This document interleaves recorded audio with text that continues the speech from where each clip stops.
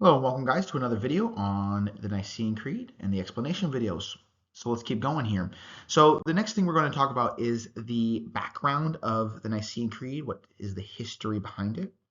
For the first 300 years of Christianity's existence, it was largely frowned upon by most governments.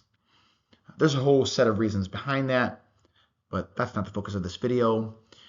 Once we get to 313, the Emperor Constantinople issues what's called the Edict of Milan, which allows Christianity to exist, and Constantine himself becomes a Christian, and now it's very advantageous to be Christian.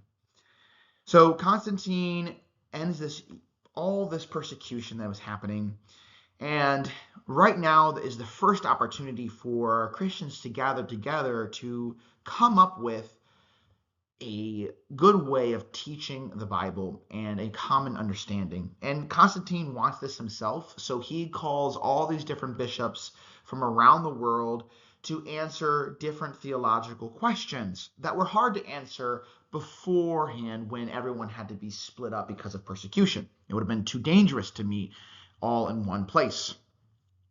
So in the Council of Nicaea in 325, the focus is the divinity of Jesus. Is Jesus God, or is Jesus a son of God in a way that the Father created him? Is he less than the Father, or is he equal to the Father? And how do we understand that?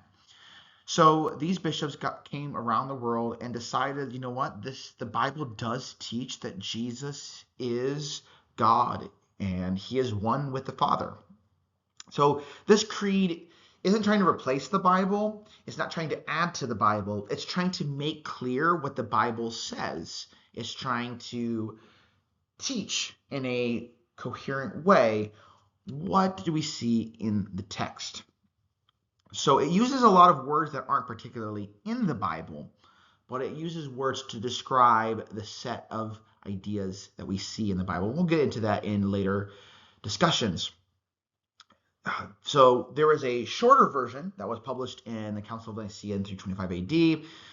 The Council of Constantinople in 381 revisited the topic because it still was unclear to some people, so they made it a little bit longer and a little bit clearer so that the divinity of Jesus was firmly established. And that actually is the version that we use, is the Council of Constantinople's version of the Creed. But most people call it the Nicene Creed because that's where it originally started.